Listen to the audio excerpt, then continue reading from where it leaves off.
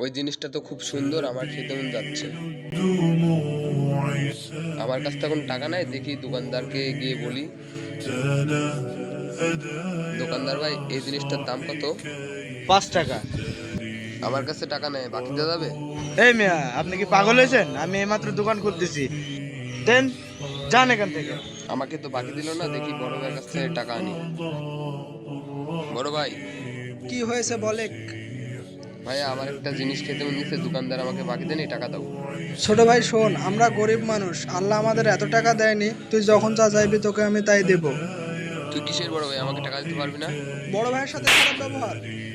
আরে তখন তো ওরা দুই ভাই ওখানে ঝগড়া করছে কেন? যাই গিয়ে দেখাসি তো। এই থামো, তোমরা দুই ভাই ঝগড়া করছো কেন? দেখেন হুজুর, আমরা গরিব মানুষ, কিন্তু আমার ছোট ভাই এমন ভাবে আবদার করছে যেন আমি লাখ টাকার মালিক। শোনো, এ তোমার বড় ভাই, বড় ভাইয়ের সাথে খারাপ ব্যবহার করা ঠিক না। হুজুর আমার তো ভুলে গেছে, আমি আর এমন কাম করব না। বড় ভাইয়ের সাথে খারাপ ব্যবহার করবে না, ঠিক আছে? চলো, আদান দিচ্ছে, নামাজটা পড়ে আসি সবাই। আমাদের কারোরই উচিত নয় বড় ভাইদের সাথে বিয়াদবি করা।